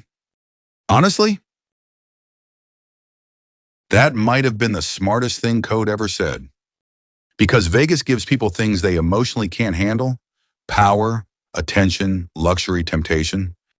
And most human beings collapse under all four eventually. Some faster than others. Every Vegas operation eventually attracts one guy who treats the whole lifestyle like it's a permanent after party. For us, that was Vinny D. Now don't get me wrong, Vinny wasn't stupid. That's what made him dangerous. Loud idiots are easy to spot. Vinny had charm, humor, energy, the kind of guy who could walk into a tense room and somehow get everybody laughing 5 minutes later. That ability keeps people around longer than talent sometimes. Especially in Vegas, because Vegas feeds personalities. The city rewards entertainers, storytellers, loudmouths, hustlers, and anybody capable of making people forget reality for a couple hours. Vinny D understood that instinctively. The problem was he started enjoying the performance too much. That happened to almost everybody around Anthony Sessa eventually. Anthony turned regular guys into characters. Suddenly, everybody started dressing sharper, talking bigger, exaggerating stories, acting tougher. Vegas became one giant theater production starring criminals pretending they were immortal. And Vinny absolutely loved the spotlight. Nightclubs, casino lounges, after-hours poker games, private parties where half the room was drunk and the other half was probably under federal surveillance. Vinny floated through all of it smiling like the world could never possibly collapse. Honestly, sometimes I envied that. Guys like me spent every day stressed out of our minds. The skim, the FBI, the bosses back east, Anthony spiraling out of control, Robert Costa panicking every 20 minutes. Meanwhile, Vinny D somehow kept acting like life was one long Saturday night. That attitude sounds fun until the heat starts rising. Because eventually the party ends. And when it does, the people who treated everything like a joke usually panic hardest. Toward the end, even Vinny started changing. The smiles became forced. The jokes got darker. You could see the paranoia creeping in around the edges. That's what Vegas does. The city slowly burns the optimism out of people. One night I saw Vinny sitting alone at a nearly empty casino bar after closing time. No entourage, no laughter, no stories. Just silence. Honestly, it looked wrong. Vegas guys aren't supposed to sit quietly. Silence forces people to think. Thinking leads to regret. Regret destroys people faster than alcohol ever could. Vinny stared out across the casino floor, while the cleaning crews vacuumed cigarette ash out of carpets worth more than most houses. Then he laughed softly to himself and said, "You know what the craziest part is, Frank?" I asked him what. He shook his head, smiling tiredly. "We actually thought this was going to last forever." Jesus Christ, that line hit me harder than almost anything anybody ever said in Vegas. Because he was right. We all believed the illusion eventually. The money, the power, the nightlife, the invincibility. Vegas makes people feel permanent. Meanwhile, the whole city's built on temporary things: luck, attention, emotion, greed. That foundation never survives forever. And deep down, I think Vinny D finally understood that by the end, which is maybe why the jokes stopped sounding funny anymore. Out of everybody at the Tangiers, Robert Costa probably understood the danger better than anybody. That's because Robert lived in permanent panic. The poor bastard sweated through more suits than a politician during election season. Every time something went wrong in the casino, Robert looked like he was 5 seconds away from cardiac arrest. And in Vegas, that usually meant you were paying attention. Robert Costa wasn't a gangster. Not really. He was a casino guy. There's a difference. Gangsters think emotionally. Territory, respect, revenge, ego. Casino guys think mathematically. Odds, risk, patterns, damage control. That's why Robert constantly looked exhausted. He understood exactly how fragile the whole operation really was. One bad headline, dangerous. One cheating scandal, dangerous. One drunk Anthony Sessa beating somebody half to death in public, absolute catastrophe. Meanwhile, Anthony treated the Tangiers like his personal playground. Robert treated it like a ticking bomb. And honestly, Robert was right. See, casinos only work if customers feel safe enough to lose money comfortably. That's the trick. People gotta believe they're entering fantasy, not a war zone. Anthony never understood that. He thought fear solved everything. Robert knew fear kills business eventually. The two of them hated each other almost immediately. Anthony saw Robert as weak. Robert saw Anthony as radioactive. Both assessments were probably accurate. I remember one night Robert stormed into my office sweating like crazy while Anthony's crew was downstairs, terrorizing some bookmaker near the sports book. Robert slammed the office door and started ranting. Not yelling, ranting. That nervous casino manager energy where somebody's trying to stay professional while mentally collapsing. He kept saying, "Frank, this can't continue. Tourists are watching this stuff. The gaming commission's already nervous. The FBI's everywhere. And the whole time I'm sitting there knowing he was absolutely right. That's the ugly truth about Vegas. The people who understand the danger usually have the least power to stop it. Meanwhile, the reckless people, those are the ones everybody follows. That's human nature. Anthony walked through casinos like a movie star. Loud suits, expensive jewelry, women hanging off his arm. Guys wanted to be him because he looked fearless. Robert Costa looked terrified all the time, but fear keeps people alive. Robert understood consequences better than all of us. By the end, he barely slept anymore. Every federal investigation made him twitchier. Every newspaper headline looked like another nail in the coffin. Every time Anthony's name appeared in public, Robert acted like the building was on fire. And maybe spiritually it was. The saddest part? Robert actually loved casinos. Not the crime, not the skim, the casinos themselves. The atmosphere, the energy, the mathematics, the performance. Guys like Robert believed Vegas could have stayed magical forever if greed and ego didn't poison everything. Maybe he was right, but greed always poisons everything eventually. That's why Vegas never stood a chance. One night near the end, Robert and I stood alone overlooking the casino floor after closing time. The slot machines were finally quiet. No tourists, no music, no distractions, just silence. Robert stared out at the empty floor and quietly asked me, "You think any of this survives?" At the time, I didn't answer. Years later, I finally realized the answer.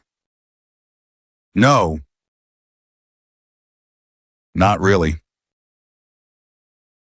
The buildings survive, the lights survive, the money survives. But the people? The soul? That disappears first. I still remember the final night at the Tangiers.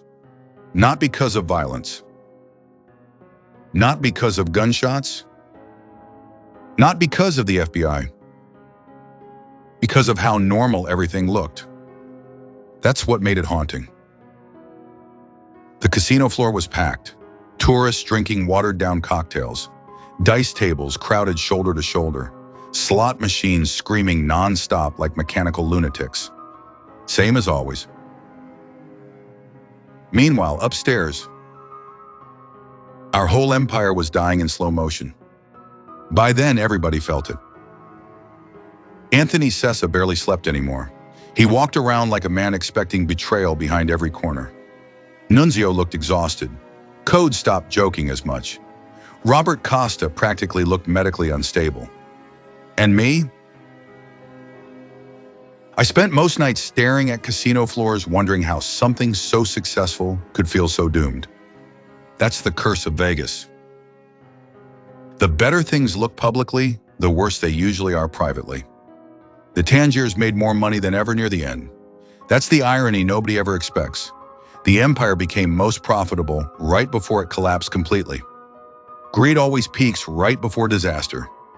Tommy Stiggs called one final private meeting upstairs that night. No music, no food, no celebration. Just silence.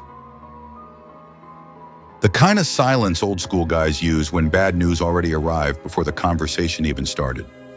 Everybody sat around the room looking older than they actually were. Texas Joshy smoking cigarettes non-stop. Robert Costa sweating through another expensive suit. Code staring at the floor trying not to look nervous. Nunzio pretending he wasn't worried. Vinny D unusually quiet for once. And Anthony Sessa sitting near the window looking out over the strip. Still dressed beautifully, still carrying himself like a king, but the confidence finally looked tired. Tommy stood near the center of the room calmly explaining reality. Federal indictments, surveillance, informants, corporations replacing old ownership, the skim drying up. The old days were finished. Nobody argued. That's how serious it had gotten. Even Anthony stayed quiet. And honestly, that scared me more than anything. Because Anthony Sessa silent meant Anthony Sessa finally understood. The meeting didn't last long. There was nothing left to say.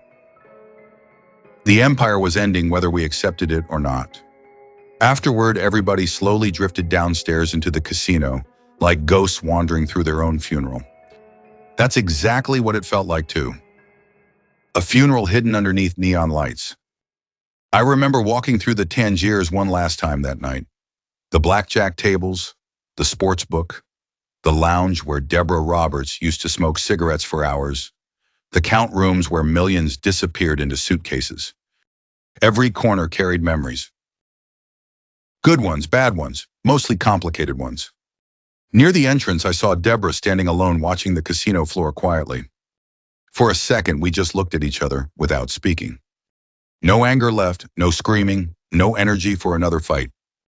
Just exhaustion. That's how Vegas relationships end. Not with romance, not with dramatic speeches, with emotional exhaustion so deep you barely recognize yourself anymore. David Lopez appeared nearby a few minutes later, standing in the distance like he always did. Calm, smooth, impossible to fully read. And for once, I didn't even feel angry anymore. Maybe because deep down I already understood something important. Nobody really steals anybody in Vegas. The city takes people first. Eventually, everybody belongs more to the illusion than to each other. Around sunrise, I stepped outside the Tangiers and looked back at the neon lights glowing against the desert sky. Beautiful. That's the sick part. Even at the very end, Vegas still looked beautiful. And maybe that's why people keep getting destroyed there generation after generation. Because the city always makes ruin look glamorous, right, until the moment everything collapses. Years later, sometimes I still dream about the Tangiers. Not the money, not the violence. Sounds. That's what stays with you. Dice bouncing across felt tables, slot machines ringing at 3 in the morning, cocktail glasses clinking in smoky lounges, Anthony Sessa laughing somewhere down the hallway, while Robert Costa panics about another disaster. Ghost sounds. That's what Vegas becomes after enough time passes. Ghosts layered on top of ghosts. People think cities disappear when buildings come down. Not Vegas. Vegas survives by erasing people while keeping the lights on. The Tangiers eventually got remodeled into something cleaner, safer, corporate. Families walking through casinos where bookmakers used to get threatened over sports debts. Nobody would ever know what really happened there unless somebody told them. And most of the people who knew the truth? Gone. Some dead, some flipped, some vanished, some drank themselves into oblivion. That's the real ending for most Vegas stories. Not dramatic shootouts. Decay. Slow emotional decay. Anthony Sessa became one more legend whispered about by old-timers, sitting at casino bars pretending they once knew him personally. Most of the stories are bullshit now. That's another Vegas tradition. The city turns criminals into mythology once enough time passes. But I remember the real Anthony, the charm, the rage, the paranoia, the loneliness underneath all the swagger. I remember Deborah Roberts staring out penthouse windows, looking emotionally miles away from everybody around her. I remember Texas Joshy Chain smoking near the count rooms while muttering about disaster approaching like a weather forecast. I remember Tommy Stiggs quietly realizing the old world was dying long before the rest of us accepted it. And David Lopez, Jesus Christ. David was probably the smartest out of all of us because he never truly surrendered himself to Vegas completely. He floated through the city without letting it chain him down emotionally the way it chained the rest of us. Maybe that's why he survived better. The city destroys people who fall in love with the illusion. And we all fell in love eventually, the money, the power, the excitement, the feeling of importance. Vegas makes people believe they matter more than they actually do. That's the hook. The city whispers in your ear, you're special, you're untouchable, you beat the odds. Meanwhile, the house is already calculating how to take everything back. That's why Vegas and organized crime fit together perfectly. Both are built on the same fantasy. Everybody thinks they'll be the exception. Nobody ever is. Now, when I look back on the Tangiers, I don't even think about the millions anymore. I think about the moments, the late-night meetings, the cigarette smoke, the tension inside elevators, the silence after arguments, the strange loneliness hiding underneath all the luxury. That loneliness was the real heart of Vegas. A city full of people desperately trying not to feel empty. And maybe that's why the place still fascinates people today. Because deep down, everybody understands the temptation. The lights, the danger, the fantasy of reinvention. Vegas promises people they can become somebody else. For a little while, maybe we actually did. But eventually the city takes the costume back. And all that's left are the ghosts. What happened after? People always ask the same question after stories like this. What happened to everybody? Like there's supposed to be some clean ending where the good guys learn lessons and the bad guys finally get punished properly. That ain't Vegas. Vegas endings are messy. Anthony Sessa became one more cautionary tale whispered about in casino bars by old-timers who survived long enough to romanticize the madness. Half the people telling stories about him today never even met him. Doesn't matter. Vegas mythology grows bigger than reality eventually. Tommy Stiggs disappeared quietly. That was fitting. No dramatic headlines, no public downfall, just an old school guy fading into history while the corporations took over the empire he helped build. Honestly, that's probably the best ending anybody in our world could hope for. Texas Joshi finally left Vegas after the heat got unbearable.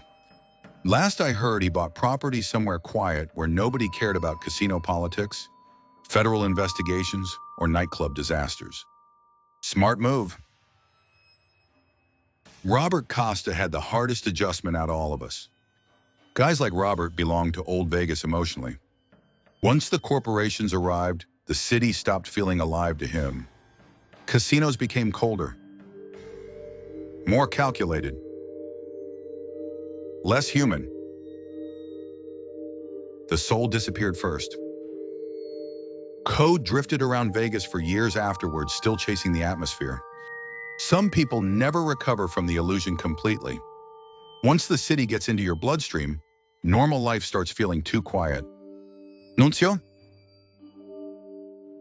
Honestly, Nunzio was doomed the second he fell in love with violence more than survival. That's the kind of path that only ends one way eventually. Vinny D kept telling stories long after the empire collapsed. That's what survivors do. They turn disasters into memories because it's easier than sitting alone thinking about regret. And Deborah Roberts, Jesus Christ. Vegas broke Deborah long before anybody realized it. The city takes emotionally fragile people and amplifies every weakness they got. Loneliness, addiction, attention, self-destruction. The lights hide damage beautifully for a while, but eventually reality catches up. And David Lopez? David probably understood Vegas better than any of us, because he never mistook the city for home. That's why he survived. Guys like David float through places like Vegas without emotionally attaching themselves too deeply. Meanwhile, the rest of us build identities around casinos, money, reputations, and illusions that eventually disappeared anyway. Me? I got older. That's the real ending nobody talks about enough. You survive long enough, and eventually your whole life turns into stories nobody fully believes anymore. Sometimes I sit alone late at night, remembering details that probably sound fake now. Cash piled to ceilings, private casino meetings at 4 a.m, politicians drinking with gangsters, Anthony Sessa laughing while chaos exploded around him, Deborah Roberts smoking cigarettes beside neon windows overlooking the strip. Another world entirely. And maybe that's why people still romanticize old Vegas. Not because it was good, because it felt alive. Dangerously alive. Modern Vegas feels cleaner, safer, more corporate. But the old city had personality. It had ghosts. And deep down, I think people miss the ghosts most of all. Years after the Tangiers collapsed, some FBI agent probably sat inside a gray office building, somewhere flipping through surveillance photos, wondering how the hell we all lasted as long as we did. Honestly, sometimes I wonder the same thing. By the end, the Bureau had enough material to make movies. Wiretaps, photos, financial records, informants, casino footage, hotel surveillance. The government practically knew what color socks Anthony Sessa wore on Tuesdays. That's the funny part about organized crime. People imagine secret masterminds operating in shadows. Reality's uglier. Most criminal empires collapse because human beings get sloppy. Ego, drugs, attention, greed, loneliness. The FBI doesn't beat perfect organizations. Perfect organizations don't exist. I remember hearing stories about one particular federal surveillance room packed wall to wall with Tangiers evidence.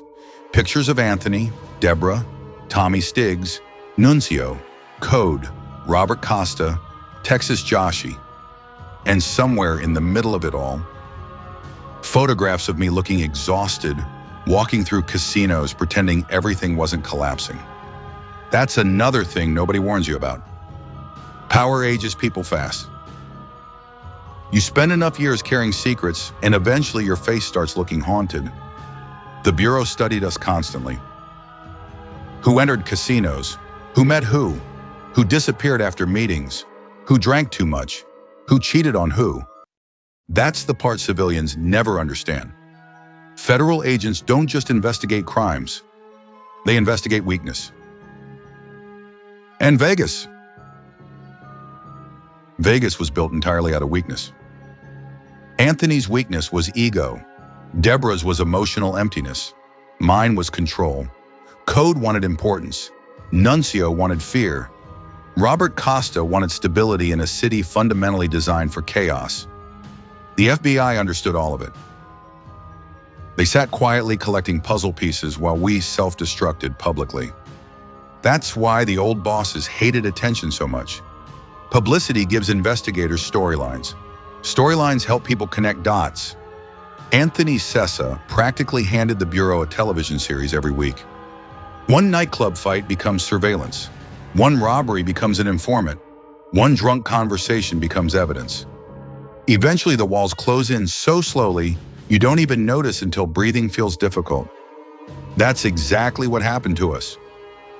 One retired federal guy supposedly said later, "They destroyed themselves faster than we ever could have." Jesus Christ. Cold line. But probably true. The Tangiers didn't collapse because the FBI was brilliant. It collapsed because human beings eventually sabotage anything built on greed and illusion. That's history. Empires, casinos, governments, relationships. Same pattern every time. One night near the end, I remember standing inside a private office upstairs watching casino security monitors flicker across dark screens. Hundreds of people gambling below us, laughing, celebrating, losing fortunes. And suddenly I had this strange feeling, like we were already becoming memories while still alive. That's hard to explain unless you've lived through something collapsing in real time. You start recognizing endings before they officially arrive. The Tangiers still looked immortal publicly. But privately, everybody already felt the funeral coming. And somewhere inside some federal building, agents were probably already organizing the final paperwork. The penthouse. People always imagine luxury fixes loneliness. That's the biggest scam Vegas ever sold.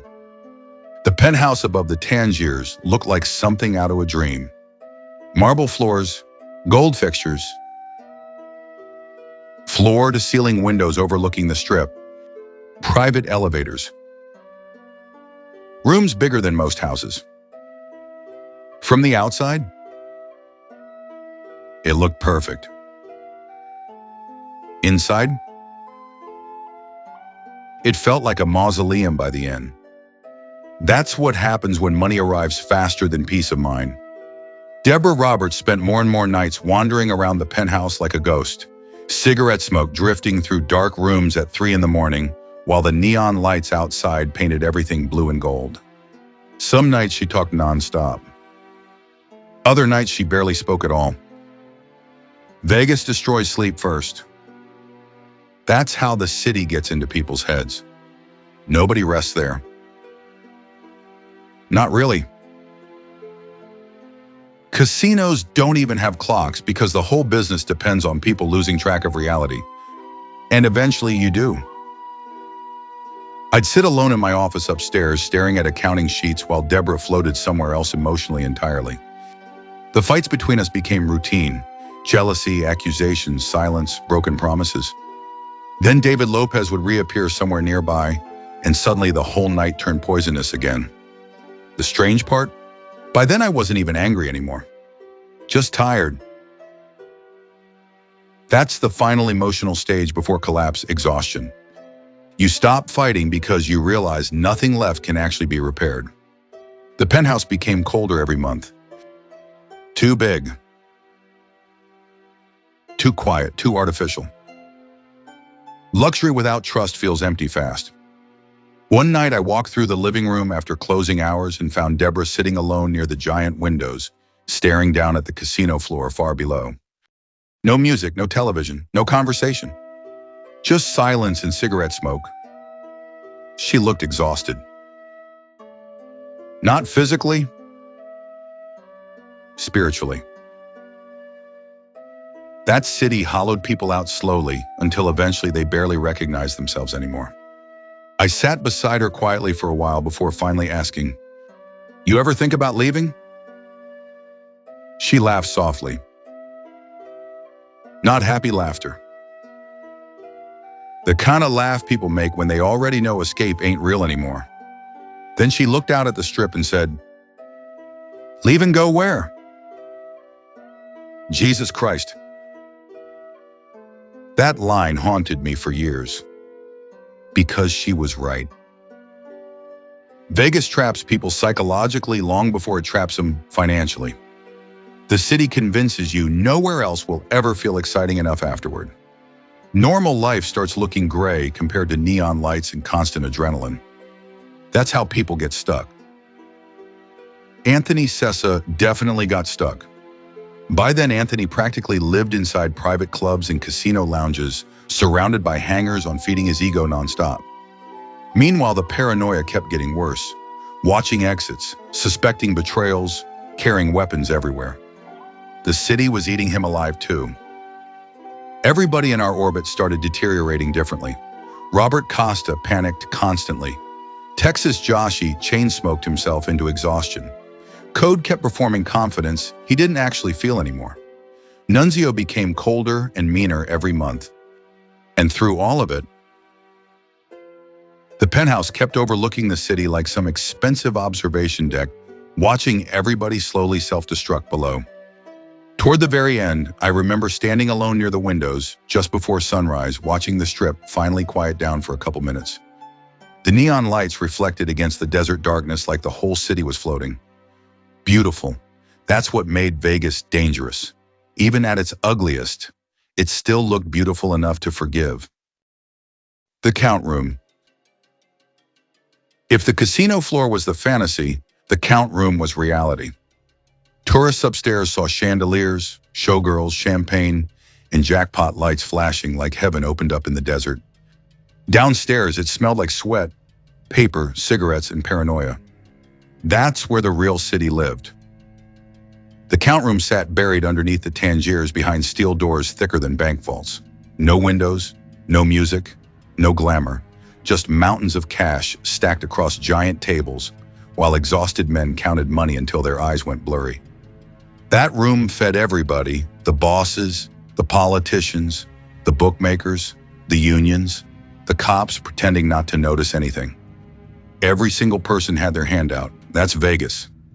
A giant machine where everybody takes a cut while pretending they're morally above the process. Texas Joshy basically lived down there by the end. Cigarettes burning nonstop while he watched count teams like a prison guard supervising inmates. Because one mistake in the count room could destroy everything. One stolen envelope, one nervous employee, one missing bag. Suddenly, federal agents start asking questions nobody wants answered. That pressure changes people. You spend enough nights surrounded by millions of dollars and eventually paranoia becomes part of your bloodstream. I remember one night Robert Costa came flying downstairs nearly hyperventilating because some low-level employee misplaced paperwork connected to sportsbook transfers. The poor bastard looked ready to collapse on the floor. Meanwhile, Anthony Sessa walks in laughing like the whole thing's comedy hour. That contrast right there explains the entire Tangiers operation. Casino guys understood consequences. Anthony believed consequences were things that happened to civilians. Big difference. The count room was where I felt safest and most trapped at the same time. Safest because numbers made sense. Trapped because I knew every dollar moving through those tables chained us deeper into the empire. That's the ugly truth about money. The more successful you become, the harder it gets to walk away. People think wealth creates freedom. Sometimes it creates dependency instead. Every night, those count room tables looked like physical proof nobody was leaving Vegas voluntarily anymore. The skim became too big. The power became addictive. The lifestyle became psychologically impossible to abandon. That's how the city keeps people. Not with handcuffs, with temptation. One night near the end, the count room felt especially tense. Federal investigations were heating up. Anthony's crew kept attracting headlines. Everybody looked exhausted. Even the counting machine sounded nervous. Texas Joshy sat at the end of one table smoking silently, while stacks of bills moved across the room like assembly lines. Finally, he looked up at me and quietly said, "You know what the scary part is?" I asked him what. He gestured toward all the cash piled around us. "This still ain't enough for anybody." Jesus Christ. That line summed up Vegas better than anything. Nothing is ever enough there. Not money, not power, not attention, not luxury. That's why the city destroys people. Vegas turns desire into a bottomless pit. Anthony wanted more fear. Deborah wanted more excitement. Code wanted more importance. Nuncio wanted more respect. The bosses wanted more skim. And me? I wanted control over something fundamentally uncontrollable. That's probably the biggest illusion of all. By sunrise, the count room usually felt quiet, except for machines humming softly, while exhausted workers finished final numbers. Sometimes I stood there alone after everybody left, staring at empty tables covered in cigarette ash and stray dollar bills, thinking about how insane the whole operation really was. Millions of dollars moving secretly underneath a giant glowing casino, while tourists upstairs celebrated jackpots like children at amusement parks. Two completely different realities existing inside the same building. That was Vegas. Fantasy upstairs. Desperation downstairs.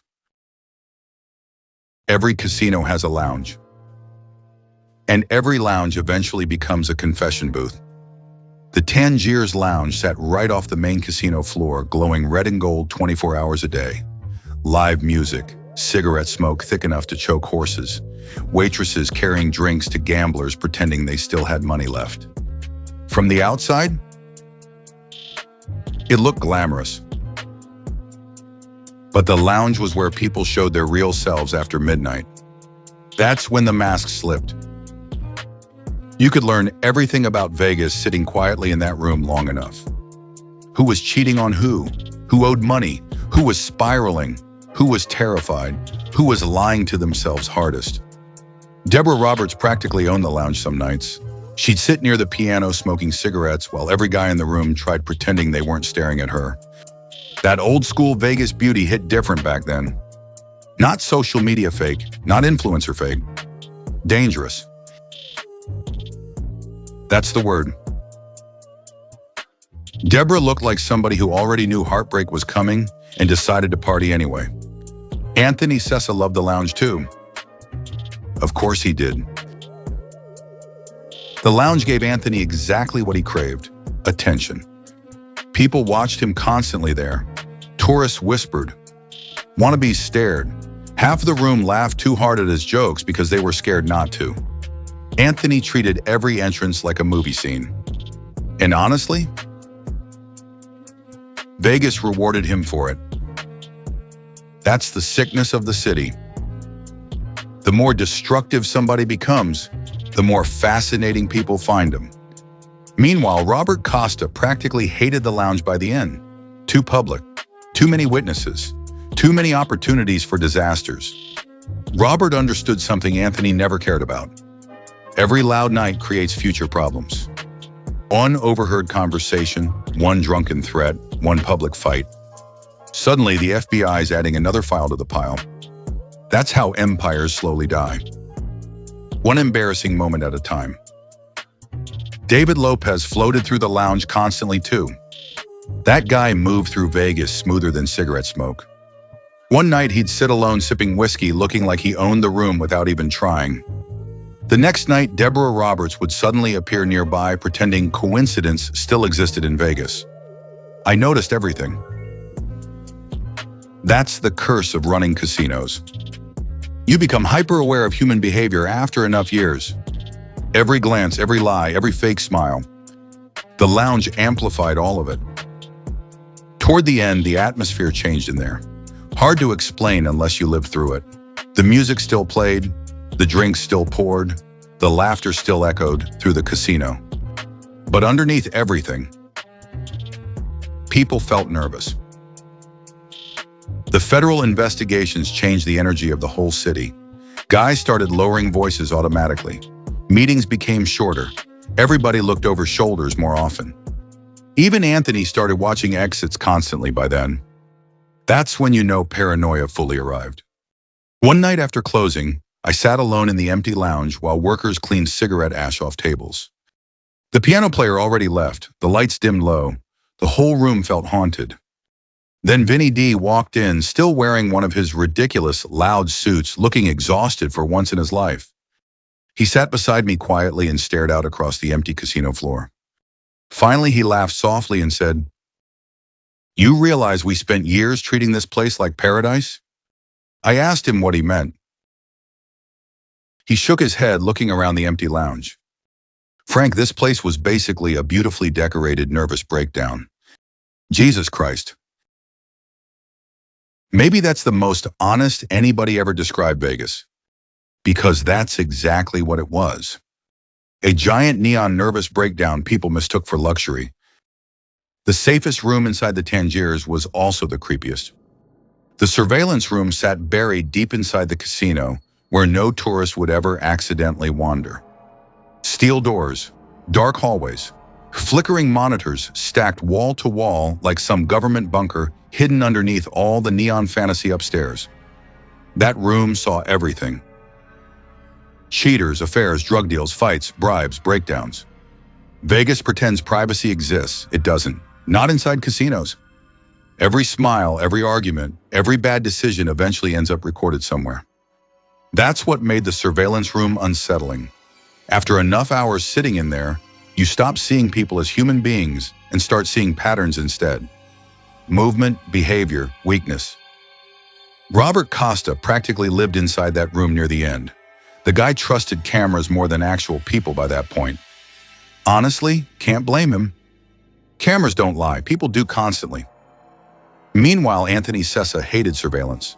Not because he feared getting caught, because Anthony hated anything that reminded him he wasn't fully in control. That's another thing about dangerous men. They love watching people, but hate being watched themselves. The irony? By the end, the FBI probably had more surveillance on Anthony than the Tangiers did. Everywhere he went, federal cameras, wiretaps, informants, parked cars outside clubs. The whole city became one giant observation deck. One night I sat alone in the surveillance room after closing, watching the casino floor through black and white monitors, while the cleaning crews vacuumed carpets downstairs. Hundreds of cameras, hundreds of angles, hundreds of lives intersecting underneath one roof. And suddenly it hit me. Nobody in Vegas was actually relaxed, not really. Gamblers looked tense. Dealers looked exhausted. Cocktail waitresses looked emotionally detached. Pit bosses looked paranoid.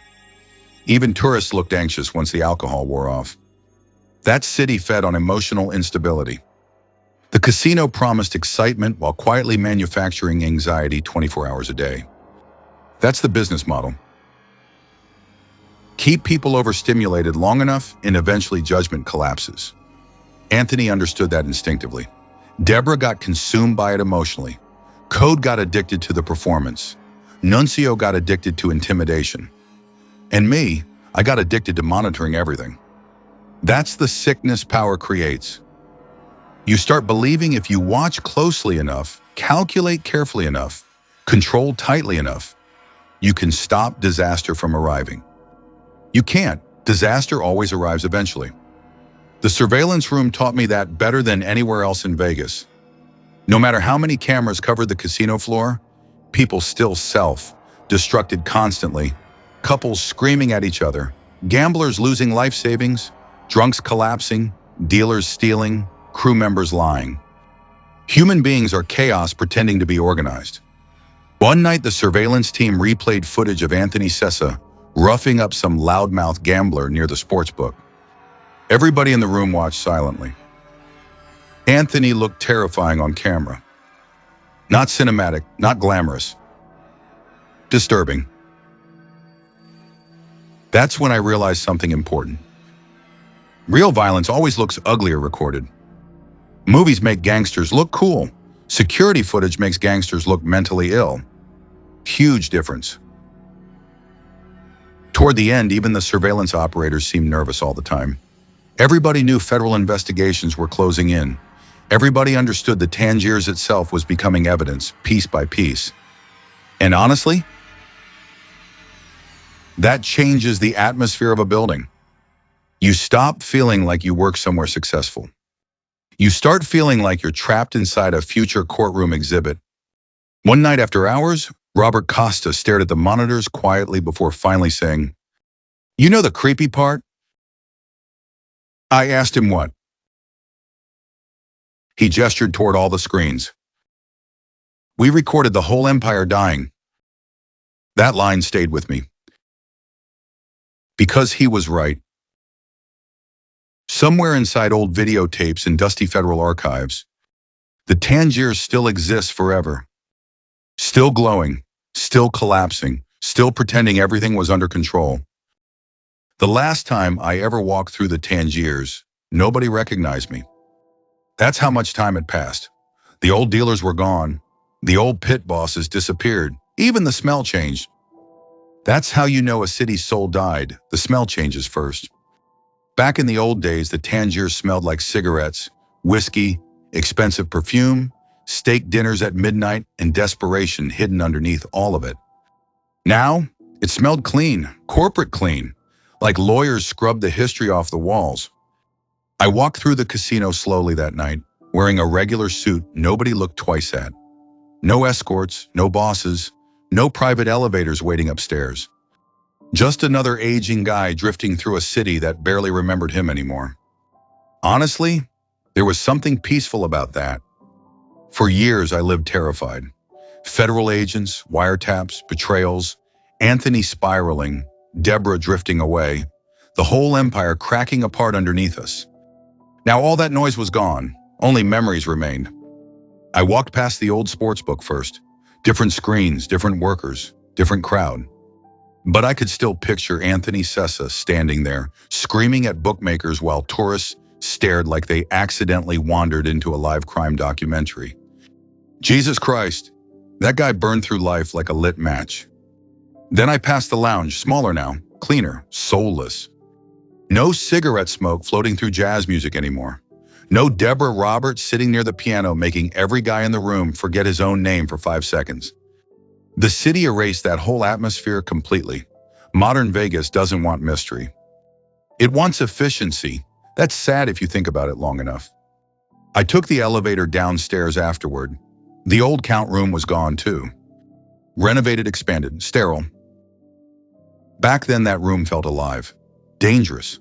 Men sweating over mountains of cash while Texas Joshi chain-smoked himself halfway into the grave trying to keep the skim organized. Now it looked like a bank office. That's America. Eventually, corporations sanitize every interesting thing until it feels emotionally dead. The strangest moment came near sunrise. I stepped outside behind the casino, where the desert wind still blew dust across the parking lots exactly the same way it did 40 years earlier. That part never changed. Vegas changes everything except the desert. The desert waits longer than all of us. I stood there alone listening to the wind for a while, remembering everybody. Anthony Sessa laughing like a maniac. Robert Costa panicking over surveillance. Code trying too hard to look important.